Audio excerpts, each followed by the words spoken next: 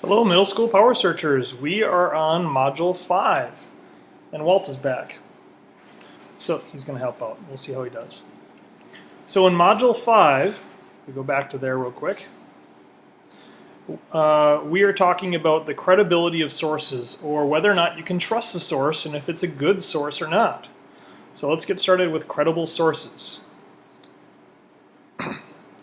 So in Module 4 we talked about you've been learning about the different types of sources that may hold different kinds of evidence. So let's talk about whether or not they're credible here or not.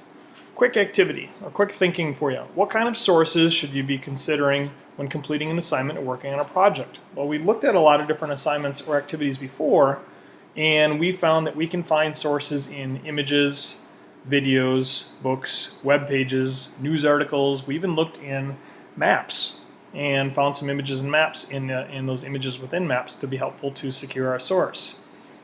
So those sources and knowing your different sources are really important. So we always want to consider lots of different sources and how we can find information just beyond a quick search in Google. So you got to dig deeper. All right, so let's do an activity. What I want you to do is I want you to pause the video and read example 1. It's a short story about how people can get taller.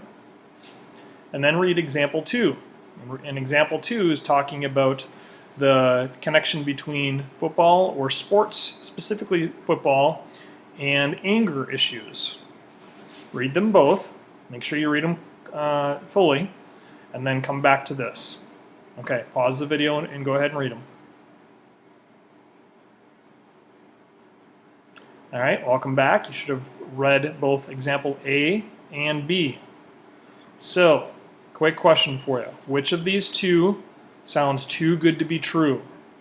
Or other words, which of these is not believable? Some sub-questions to ask yourself.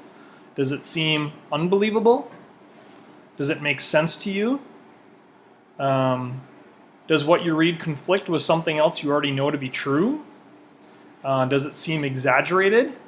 That could also be known as a hyperbole.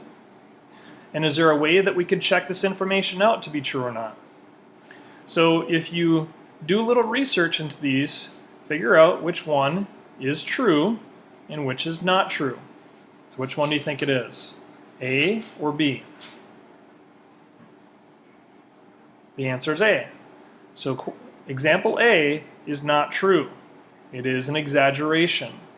But example B, we could likely find some information from this resource that's posted making the connection between anger and anger management and sports, specifically football.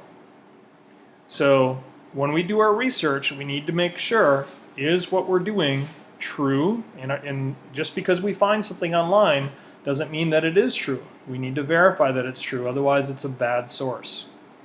Okay. When you are done, move on to the scavenger hunt.